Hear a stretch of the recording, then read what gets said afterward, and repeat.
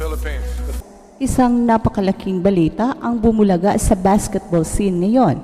Isang explosive na twist ang naganap sa FIBA World Cup 2027 Asian Qualifiers draw. At hindi ito basta-bastang development. Ang ating pambansang koponan, ang Gilas Pilipinas, ay inilagay sa isang grupo na siguradong susubok sa kanilang lakas, galing at puso. Pero teka lang, kasi kung akala mo matinding laban na ang nakita mo sa nakaraan, wala pa yan sa ilalaban ng Gilas ngayon. Kaya huwag kang bibitaw dahil sa video na ito, ibabahagi namin ang buong kwento kung bakit ginulat ng Gilas ang buong Oceania at paano tayo posibleng makasulat ng bagong kasaysayan. Naganap ang draw ceremony sa Al-Hadza Mall sa Qatar nitong Martes na gabi. Isang glamorosong gabi, pero mas nakakabigla ang resulta para sa Pilipinas. Sa Group A ng qualifiers, kinumpirma ng FIBA na makakaharap natin ang dalawang basketball giants mula sa Oceania, ang Australia Boomers at New Zealand All Blacks. Hindi ito basta-basta mga kalaban. Ang Australia ay kasalukuyang ranked number 7 sa buong mundo, samantala ang New Zealand naman ay nasa ika-22 na pwesto sa FIBA World Rankings. Ang Boomers, mga ka-express, ay hindi lang basta malalakas. Sila ay reigning 2-time FIBA Asia Cup champions. Mga NBA caliber ang players nila. Mula kina Patty Mills hanggang kina Josh Giddey, ang kanilang core ay elite at hindi lang sa Asia, kundi globally. Kung baga, full course meal agad ang haharapin ng Gilas. Pero teka, may mas exciting pa dyan. Ang New Zealand All Blacks ay hindi rin magpapahuli.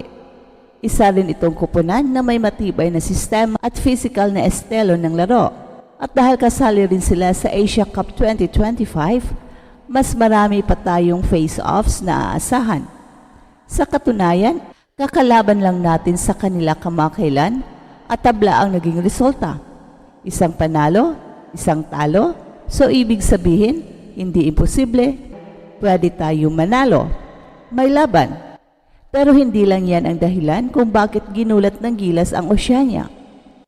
Ang pagkapasok ng Pilipinas sa ganitong bracket ay hindi lang dagok, kundi oportunidad. Yes, mga ka-express, pagkakataon itong patunayan na ang puso ng isang Pinoy ay hindi kayang talunin kahit pa ng pinakamalalaking bansa ng basketball. Para sa mga bansang madalas ma-underdog gaya natin, ang bawat laban ay parang championship.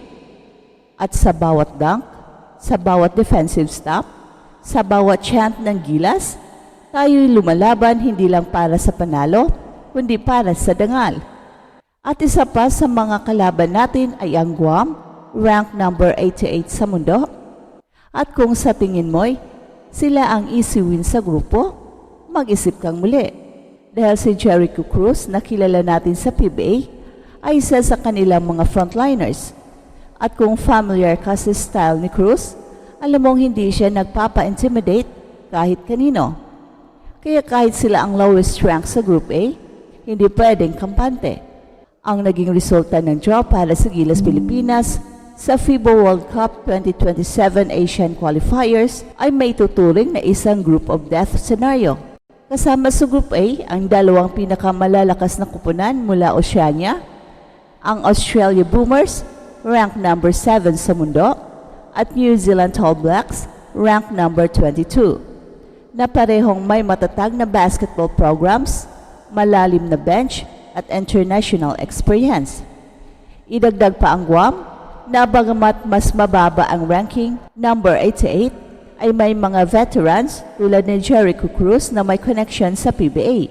Sa surface level pa lamang, malinaw na ang Gilas ay nasa ilalim ng napakabigat na pressure upang umusad sa susunod na round. Pero sa kabilang banda, ang draw na ito ay nagbigay rin ng bihirang pagkakataon para sa Gilas na sukatin ang kanilang lakas sa mga elite teams. Ang posibleng magbukas ng pinto para sa mas malalaking pagbabago ng ating national program. Ang pagiging underdog ay maaring maging psychological weapon kung saan mababawasan ang pressure sa gilas at mailagay ang focus sa execution at development kaysa expectation ng outright dominance. May momentum din tayo dala mula sa recent 1-1 result kontra sa Tall Blacks sa Asia Cup qualifiers at posibleng i-capitalize ito kung maipagpatuloy ang magandang chemistry at leadership sa kupunan. At panghuli, ang placement na ito ay magbibigay sa Pilipinas ng mas maraming exposure at competitive experience na kailanganin para sa long-term success. Ang mga laro kontra Australia at New Zealand ay hindi lang magiging crucial para sa standings, kundi magiging sukatan ng maturity at sistema ng gilas. At ngayon, ito na ang muling pagbabalik ng laban na magpapayanig sa buong mundo ng basketball. Isang game na dinikit ang puso ng bawat Pinoy sa kaguluhan, sa drama, sa emosyon, at sa pagkakataon ng redemption. Ito ang rematch na hinihintay ng buong sambayanan, Gilas Pilipinas kontra Australian Boomers sa darating na FIBA Asia Cup 2027 Asian Qualifiers. Well, sino ba naman ang makakalimot sa eksenang yon mga ka-express? July 2, 2018. Isang petsa na tumatak sa kasaysayan ng Philippine basketball. Nagsimula ito bilang isang intense na laban sa pagitan ng dalawang powerhouse teams. Pero ilang segundo lang ang lumipas, naging makasaysayan ito, hindi dahil sa score, kundi dahil sa suntukan at literal na rumble level na rumble sa court. Ang mga manlalaro, coaching staff at kahit mga fans ay nadamay sa kaguluhan. Isang eksenang hindi mo akalain na mangyari sa international stage. At pagkatapos ng incidenteng yon, parehong teams ang naharap sa matinding sanctions, suspensions at bans. At simula noon, tila sinadya na ng tadhana na hindi na muna sila mag-cruise ng landas. 8 taon ng katahimikan, 8 taon ng paglimot, o baka hindi, kasi ngayong 2027, sa ilalim ng FIBA Asian Qualifiers, nag-cruise ulit ang landas ng Gilas Pilipinas at Australia. At hindi lang basta laban ito, ito ang tinaguriang Game of the Century. At saan pa ba mas deserving ganapin ang rematch na to, kundi sa puso ng Visayas, ang Cebu.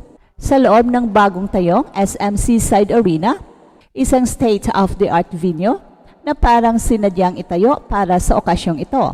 So ka-express, imagine mo, isang arena na kayang magsilbing coliseum ng isang makasaysayang basketball battle at punong-puno ng pinaka-passionate na crowd sa buong Pilipinas, ang mga Cebuano.